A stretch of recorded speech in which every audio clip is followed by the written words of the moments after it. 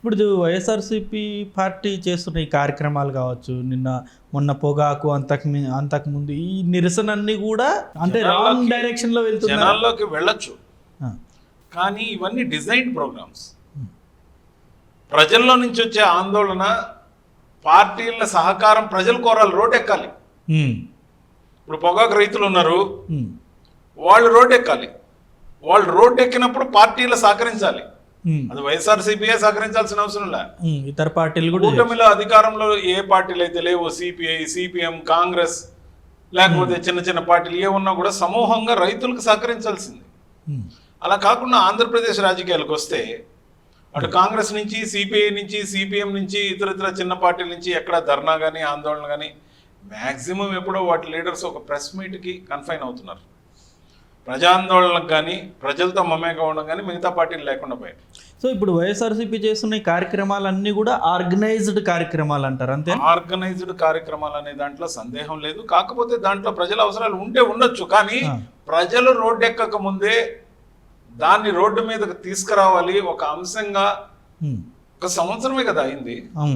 మీరు ఒక పని చేయొచ్చు, దీన్ని కెరీర్ ఆఫ్ అంటే తిరిగి ఎస్టాబ్లిష్ చేసుకోవడం కోసం వైఎస్ఆర్సీపీ చేస్తున్న ప్రయత్నంలో భాగంగా కాకుండా రైతులకున్న సమస్యలన్నీ మీరు ప్రెస్ మీట్ల ద్వారా ఎండగట్టచ్చు. పెడుతున్నారుగా ఎప్పటికప్పుడు వైఎస్ జగన్ గారు ప్రెస్ మీట్లు పెడుతున్నారు, ఎప్పటికప్పుడు ఎండగడుతున్నారు.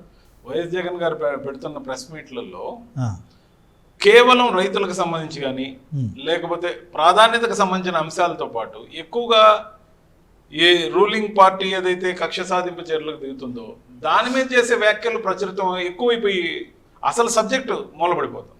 సో గతంలో చేసింది ఇదే తప్పిదం. గతంలో సబ్జెక్ట్ కాకుండా బూతులతో ఎక్కువ రెచ్చిపోయారు కదా, అదే ఇప్పుడు కొనసాగిస్తున్న జరిగింది. ఏంటంటే ఒకసారి మనం అధికారంలోకి వచ్చాం, either it may be Telugu Desam party and Janasena, BJP combined or YSRCP. అధికారంలోకి వచ్చాక ప్రజలు 5 సంవత్సరాలు సమయం ఇచ్చారు. ఎవరైనప్పటికీ ప్రతిపక్షాల మీద దాడికి సమయం వృధా చేయడం వేస్ట్. ప్రతిపక్షంలో ఉండేవాళ్ళు ఉనికి కోసం, తిరిగి ఎస్టాబ్లిష్మెంట్ కోసం కష్టపడుతుంటారు అంటుంటారు. వాళ్ళు చేసేదానికి మీడియా వింగ్ వరకు వదిలేసి మిగతా అంతా పరిపాలనలో మనం కొత్తగా తయారు చేస్తున్న కార్యక్రమాల గురించి, వీటి గురించి ఎక్కువ ఫోకస్ చేస్తే ప్రజలకు కావాల్సిన కంటెంట్ అందుతుందని నా అభిప్రాయం. కానీ మరి ఎందుకని కేవలం ఆంధ్రాలో మాత్రమే ఇంత ఘర్షణ? అంటే స్టార్టింగ్ మనం చూసుకుంటే రాష్ట్రపతి పరిపాలన కావాలని చెప్పేసి జగన్ గారు ఢిల్లీలో చేసిన ధర్నా దగ్గర నుండి నిన్న పొగాకు రైతులకు సంబంధించి చేసిన ధర్నా వరకు ఎందుకు అంటే వైఎస్ఆర్సీపీ పార్టీకి ఏమన్నా కావాలని ధర్నా చేయడం టూ అర్లీ. కానీ ప్రభుత్వం వచ్చిన తర్వాత చంద్రబాబు నాయుడు గారు జయించారని కాదు, లేకపోతే తెలుగుదేశం పార్టీ దానికి ఊతమిచ్చిందని కాదు, కానీ శ్రేణులు ఏదైతే తెలుగుదేశం పార్టీ శ్రేణులు కానీ జనసేన శ్రేణులు ఎక్కువ భాగం తెలుగుదేశం గత 5 సంవత్సరాల అధికారంలో లేనప్పుడు వాళ్ళు పడ్డ బాధలన్నీ ఒక్కసారిగా ప్రభుత్వం ఫామ్ అయ్యే లోపలే కక్ష తీర్చుకోవాలని, గ్రామాల్లో ఉన్న వాతావరణం కావచ్చు, గతంలో అణచివేత కావచ్చు, లేకపోతే వాళ్ళ ఘర్షణ వైఖరిలో గ్రూపుల మధ్య తగాదాలు కావచ్చు, కత్తిపోట్లు, నరుక్కోటాలు, తన్నటాలు, కొట్టడాలు ఇవన్నీ జరిగినాయో ఇవి హింసాత్మకంగా మారిన తర్వాత ఒక పిలుపు కేంద్రం దాకా ఇచ్చిన మాట కొంచెం ఎక్కువగా అనిపించినప్పటికీ తప్పు కూడా కాదనిపిస్తుంది. కానీ దానివల్ల దాడులు ఆగినాయి. తర్వాత అరెస్టుల పర్వం మొదలైంది. అరెస్టుల పర్వం ఊరికేం జరగడంలా, నోరు మంచి అయితే ఊరు మంచి. కాబట్టి ఖచ్చితంగా కూడా హుందాయిన రాజకీయం జరగాలి. ముఖ్యంగా నేను బీజేపీకి పోవడానికి కారణం జాతీయ భావంతో, భారత్ మాతాకి జై అనే నినాదంతో భారతీయ జనతా పార్టీ తీసుకుంటున్న కార్యక్రమాలన్నీ దేశానికి పనికొచ్చే అంశాలుగా ఇక జీవితకాలం బీజేపీలో ఉందాం. జాతీయ రాజకీయాల వైపు మనకి ఏ పొజిషన్ ఉన్నా లేకపోయినా బీజేపీ సభ్యుడిగా మనం భారత్ మాతాకి జై అనే పార్టీలో ఉందాం. జాతీయ రాజకీయాల కోసం ఏ రాష్ట్రానికి మనకి ఏదన్నా ఒక పని అప్పచెప్పి పంపించినా వెళ్ళి చేద్దాం. ఎందుకంటే హిందీ అనేది నేను బాగా గట్టిగా మాట్లాడగలను, దాన్ని రాయగలను. కాబట్టి హిందీ మీద ఉన్న పట్టు, హిందీ రాష్ట్రాల్లో గతంలో నేను పనులు చేస్తున్నాను కాబట్టి, బేసిక్గా సివిల్ ఇంజనీరింగ్ కాంట్రాక్టింగ్ కాబట్టి అనేక రాష్ట్రాలు తిరిగి ఉన్నాను కాబట్టి లాంగ్వేజ్ కన్స్ట్రైన్ లేదు కాబట్టి. సో అంతకుముందు కాంగ్రెస్ పార్టీలో ఉన్నప్పుడు కూడా ఢిల్లీలో నెలకు 10-12 రోజులు ఉండేవాడిని కాబట్టి ఏఐసీసీలో. సో ఆ విధంగా ఆలోచన చేసి ఈ తిట్లు ఘర్షణ వాతావరణం వదిలేసి బీజేపీలోకి రావడం జరిగింది. సో 39.7 39.9 జగన్మోహన్ రెడ్డి గారు చెప్తున్నాడు 40% ఏదైతే ఓట్ బ్యాంక్ వైఎస్ఆర్సీపీ దగ్గర ఉందో ఆ ఓట్ బ్యాంక్ లో పియర్స్ అయ్యి బీజేపీ యొక్క సిద్ధాంతాలు, దేశభక్తి, సబ్కే సాత్ సబ్కా వికాస్ అనే ఆలోచన, దేశానికి భారతీయ జనతా పార్టీ చేస్తున్న మేలు, రాష్ట్రానికి ఇస్తున్న పథకాలు, రైల్వే జోన్ గురించి అనేక విమర్శలు వచ్చినాయి. రైల్వే జోన్ ఈరోజు సాకారం అవుతుంది. విశాఖ స్టీల్ని ప్రైవేటీకరణ చేస్తున్నారు. చేయకుండా ఆపడంతో పాటు 11,400 కోట్లు శాంక్షన్ చేసి క్యాప్టివ్ మైన్స్ గురించి కూడా ఆలోచన చేసి సహేతుకంగా ముందుకు తీసుకెళ్తున్నాం.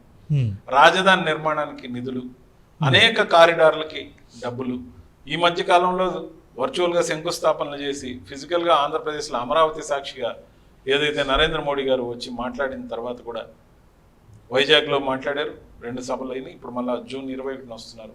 కొన్ని లక్షల కోట్లు, 2,10,000 కోట్లకి సంబంధించిన ప్రాజెక్టులు ఒకే రోజు శంకుస్థాపన చేయటం, అనేక రకాలుగా వెన్నుదన్నుగా కేంద్ర ప్రభుత్వంలో ఉన్న బీజేపీ తెలుగుదేశం పార్టీకి పూర్తిగా సహకరిస్తూ ఉండడం, అంటే తెలుగుదేశం పార్టీ కాదు కూటమికి సహకరిస్తూ ఉండడం. సో ఆంధ్రప్రదేశ్లో వేళ్ళునుకునే ప్రతి అభివృద్ధి కార్యక్రమంలో బీజేపీ యొక్క ప్రధానమైన ప్రభావం ఉండడం, దేశవ్యాప్తంగా ఆపరేషన్ సింధూర్ ద్వారా వచ్చిన మైలేజ్ ఏదైతే ఉందో, పేట్రియాటిజంతో నరేంద్ర మోడీ గారు పనిచేస్తున్న తీరు, ఇవన్నీ చూసిన తర్వాత యువతని ఏ పార్టీలో లేకపోయినా బీజేపీలోకి రమ్మని, కేసులు లేకుండా లేకపోతే 1-6 మైనర్ కేసులున్న ప్రభావశీలమైన నాయకుల్ని, అది వైఎస్ఆర్సీపీ వాళ్ళైనా కూడా మేము తీసుకునేదానికి డోర్స్ ఓపెన్ అయ్యి ఉన్నాయి. కాబట్టి మేము మా ఓట్ పర్సంటేజ్ని పెంచుకునే పనిలో ఉన్నాం. పార్టీని ఆంధ్రప్రదేశ్లో వ్యవస్థీకృతంగా కేడర్ ఉంది. మాకున్న కేడర్లో అనేక వింగ్స్ ఉన్నాయి, అనేక మోర్చాలు ఉన్నాయి. యువజన విభాగం ఉంది, ఏబీపీ స్టూడెంట్ విభాగం ఉంది, మోర్చాల్లో కిసాన్ మోర్చా, మహిళా మోర్చా, ట్రేడ్ యూనియన్లు, అన్ని రకాల మజ్దూర్ సంఘాలు అన్నీ ఉన్నాయి. సో అన్ని సమన్వయంతో పనిచేస్తూ నిరంతరం 365 రోజులు సభ్యత్వం చేస్తున్నాం. సభ్యత్వం గురించి ఏమాత్రం ఆలోచించిన పార్టీగా ఉన్న వైఎస్ఆర్సీపీలా కాకుండా డిజిటల్ సభ్యత్వంతో ఎప్పటికప్పుడు అప్పుడే ఐడెంటిటీ కార్డు ఇచ్చే విధంగా బీజేపీ పనిచేస్తుంది. గౌరవిస్తాం, ఆదరిస్తాం, కార్యకర్తను రక్షించుకుంటాం. ఈ భావజాలంతో బీజేపీని వ్యవస్థీకృతం చేసే పనిలో ఆంధ్రప్రదేశ్లో నేను కూడా భాగస్వామిగా ఉంటున్నాను. అంటే ఇప్పుడు అంటే ఆ 40% ఓట్ బ్యాంక్ని మీరు బీజేపీ వాళ్ళు దాన్ని ఎంత వీలైతే అంత బీజేపీలోకి తీసుకుంటే నెక్స్ట్ టర్మ్ మా సీట్లు సంఖ్య పెరిగే అవకాశం ఆబ్వియస్లీ పెంచాలి. సో సడన్ గా పెరిగిన మొక్కను తెచ్చి నాటలేం. కాబట్టి గ్రోత్ మాకు కనబడుతూ నిత్యం ఎదిగే పార్టీగా ఆంధ్రప్రదేశ్లో బీజేపీ అడుగు ప్రోగ్రెసివ్గా ముందుకేస్తాం. ఇప్పుడు గతంలో మీరు వైఎస్ఆర్సీపీ పార్టీలో ఉన్నారు సార్. ఇప్పుడు ఎవరైతే గతంలో మాట్లాడిన వాళ్ళు విచ్చలవిడిగా స్టేట్మెంట్లు కామెంట్స్ చేసిన వాళ్ళు వాళ్ళందరూ జైలుకి వెళ్తున్నారు. ఇప్పుడు వంశీ గారు ఉన్నారు, ఎప్పుడు బయటకు వస్తారో తెలియని పరిస్థితి. అంటే వీళ్ళందరూ కూడా స్క్రిప్టెడ్గానే తిట్టే వాళ్ళ దాదాపుగా 90% స్క్రిప్టెడ్. అంటే ప్రతి బూతు దాంట్లో రాయరు, యాడాన్స్ ఉంటాయి, కానీ అగ్రెసివ్ వర్డ్స్ అయితే ఉంటాయి. ఎలాంటి వర్డ్స్ ఉంటాయి? పరుషమైన పదజాలం, దానికి డిస్క్రిప్షన్ అనవసరం, ఎందుకంటే మనం కూడా అలాంటి మాటలు మాట్లాడడం అనవసరం. కాకపోతే how aggressive words you use you get more mileage అన్నట్టు ఇంటర్నల్గా పార్టీలో కాంపిటీషన్ నట్స్, దానివల్ల పదవులు రావటం, దానివల్ల మంత్రి పదవుల ప్రయత్నించడం, ఒకరికి మించి ఒకరు దాడి చేసి మాట్లాడటం. ఈరోజు ఆ నోటి ఫలితమే ఈ రోజున ఏదైతే కూటమి ప్రభుత్వం అధికారంలోకి వచ్చాక అరెస్టులు కానీ లేకపోతే ఆ రోజుల్లో చేసిన వ్యాఖ్యలు కానీ అన్నిటికి కూడా ఆపాదించాల్సిన అవసరం వస్తుంది. ఎందుకంటే ఒక భయము, ఒక ఆందోళన, ఒక నియంత్రణ అనేది ఉందన్నప్పుడే మిగతా వాళ్ళు 10 మంది. ఇప్పుడు ఈ అరెస్టుల పరం ఇలా లేకపోతే ఇప్పుడైనా కూడా ప్రతిపక్షంలో ఉన్న వైఎస్ఆర్సీపీకి సంబంధించిన వ్యక్తులు ఇప్పుడు కూడా చూస్తున్నాను నేను కొన్ని డిబేట్లలో చెప్తూ కొడతాను ఒకరు, లా భాష వాడే భాష ఒకరు. డిబేట్లో ఎవరన్నా హర్షిస్తారా? ఆ విధంగా ప్రతినిధుల్ని హ్యాండిల్ చేయలేక సతమతమవుతున్న యాంకర్లను చూస్తే అయ్యో అనిపిస్తుంది. యాంకర్లకు కూడా పనిష్మెంట్ పడే రోజులు వచ్చినాయి కాబట్టి ఇక మీదట కనీసం వెంటనే మ్యూట్, అంటే యూట్యూబ్ రేటింగ్స్ కోసం ఆశపడకుండా వెంటనే మ్యూట్ చేయకపోతే ఆ సాంప్రదాయం అలాగే కనసం. ఫైరీ డిబేట్ ఇన్ బిట్వీన్ అని 2 పేర్లు పెట్టి వర్సెస్ అని ఏదైతే వేస్తున్నారో ఇటీవల వస్తే మహా అయితే 2,000 వ్యూస్ 10,000 వ్యూస్ ఎక్కువ రావచ్చు. ఇప్పుడు కానీ ఆ 10,000 మంది చూసిన వాళ్ళు మానసికంగా ఏ విధంగా ప్రభావితం? ఏంది ఇది డిబేటా, ఈది గొడవ, లేకపోతే వర్గం గొడవ? ఆ మాట్లాడే ప్రతినిధులకి ఎవరికి కూడా రాత్రి కిరీటాలు ఏం రావు, అవును, పదవులు కొత్తగా అప్పటికప్పుడు సాయంత్రానికి రావు. ఎందుకంత తెగించి కొట్లాడే వాతావరణంలో పర్సనల్ గా వాళ్ళ కుటుంబానికి దూరమై అరెస్టులు అయ్యే అంత కాడికి తెచ్చుకోవటం? ఈ కల్చర్ అన్నది వైసీపీ అధికారంలో వచ్చిన తర్వాత మొదలైందంటారా? అంతకుముందు వైసీపీ అధికారంలోకి రాకముందు తెలుగుదేశం పార్టీ ఒకటే అధికారంలో ఉండేది, ప్రాంతీయ party. In between Congress party, national party. Congress party నుంచి మాట్లాడేటప్పుడు ఎవరు అంత అగ్రెషన్ లేదు. ఎప్పుడైతే అగ్రెషన్ లేదో తెలుగుదేశం పార్టీ నుంచి కూడా అంత అగ్రెషన్ లేదు. ప్రాంతీయ పార్టీల మధ్య సమరం ఎప్పుడు సరిగ్గా మొదలైందంటే వైఎస్ఆర్సీపీ వచ్చాక మొదలైంది.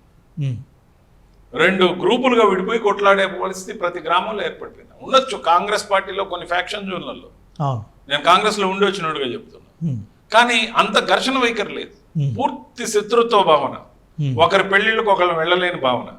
ఆ పార్టీకి సంబంధించిన వాళ్ళు మిత్రులైనప్పటికీ వాళ్ళ ఇంట్లో ఒక కార్యక్రమానికి పోలేని పరిస్థితి, పోతే వాళ్ళతో కలిసి మిత్రత్వం ఎందుకు చేస్తున్నాడని అనుమానంగా చూసే పరిస్థితి ఉన్న పార్టీలో, ప్రాంతీయ పార్టీల మధ్య ఆంధ్రప్రదేశ్ లో ఉన్నంత ఘర్షణ వైఖరి బహుశా నార్త్ ఇండియాలో ఎక్కడో బీహార్లోనో లేకపోతే ఉత్తరప్రదేశ్లో కొంతకాలం బీఎస్పీ ఎస్పీ మధ్య నడిచాయి, కానీ అది ఎక్కువ కాలం నిలవు.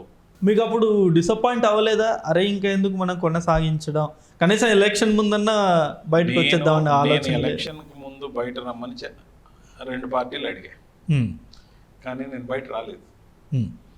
నా సొంత తమ్ముడే తెలుగుదేశం పార్టీలోకి వెళ్ళిపోయాడు ఎలక్షన్కి ముందు. తన ప్రాబ్లమ్స్ ఏంటంటే తను భారీగా ఖర్చు పెట్టడం, తర్వాత తనకు రావాల్సిన బిల్లులు రాకపోవడం, అధికారంలో ఉన్న పార్టీలో ఉండి నేను కార్పొరేషన్ చైర్మన్గా ఉన్న తనకు బిల్లు ఇప్పించలేకపోవటం, ఇవన్నీ నా దారి నేను చూసుకుంటానే అతను తెలుగుదేశంలోకి వెళ్ళిపోవటం. నేను ఎలక్షన్ సమయంలో పార్టీలు మారే రకం కాదని చెప్పడం. అంతకుముందు కూడా ఎలక్షన్కి ఇంకా 3-4 నెలలు అప్పుడు ఆ కాంగ్రెస్ పార్టీ కూడా వదలడానికి కారణం, అప్పుడు దాకా విభేదించిన చంద్రబాబుతో ఓవర్ నైట్ రాహుల్ గాంధీ గారు కలవడం నచ్చగా మారడం జరిగింది. తెలంగాణలో పొత్తు పెట్టుకోవడం. సో అప్పుడు దాకా రఘువీరారెడ్డి గారి నేతృత్వంలో నిత్యం చంద్రబాబు గారిని విమర్శిస్తూ వచ్చు. ఈరోజు నేను ఏ పార్టీలో ఉన్నా, విమర్శించిన చంద్రబాబు నాయుడు గారితో లేను, విమర్శించిన కాంగ్రెస్ పార్టీతో లేను, వదిలి వచ్చిన వైఎస్ఆర్సీపీని వదిలి జాతీయ భావాలు ఉన్న బీజేపీలో ఉన్నా. టీడీపీ జనసేన ట్రై చేశారా? వాళ్ళు అందులో వెళ్ళలేక ఇంట్లో వచ్చారా, లేకపోతే డైరెక్ట్ ఇంట్లోనే వచ్చారా? కాంగ్రెస్ పార్టీకి రిజైన్ చేసినప్పుడు జనసేన తరపున పవన్ కళ్యాణ్ గారు నేరుగా 1:20 నిమిషాలు 1-to-1 మాట్లాడి పార్టీలోకి నన్ను ఆహ్వానించారు. మనోహర్ గారు నాకు చాలా సన్నిహితం, ఆయనతో మంచి పరిచయం, కానీ అప్పట్లో ఆ పార్టీలోకి నేను వెళ్ళలేదు. అలాగే అప్పట్లోనే సత్యకుమార్ గారు బీజేపీకి రమ్మని ఆహ్వానించారు. వైఎస్ఆర్సీపీకి ఎందుకు, జాతీయ పార్టీ నుంచి జాతీయ పార్టీకి, అప్పుడు బీజేపీలోకి వెళ్ళలేదు. కాంగ్రెస్ పార్టీ భావజాలంతో ఉన్న నేను వైఎస్ఆర్ కాంగ్రెస్ పార్టీలోకి వైఎస్ఆర్ అభిమానిగా వెళ్ళడం జరిగింది. వైఎస్ఆర్ అంటే అభిమానం ఉన్నా, జగన్ గారు అంటే ఈ రోజుకి అభిమానం ఉన్నా, వ్యవహరించే పద్ధతులు నచ్చినప్పుడు దూరం జరగడం ఖచ్చితంగా అవసరం. నా ఉద్దేశంలో జగన్ గారు ఓడిపోతే తప్పు కాదు, ఓటమి గెలుపులు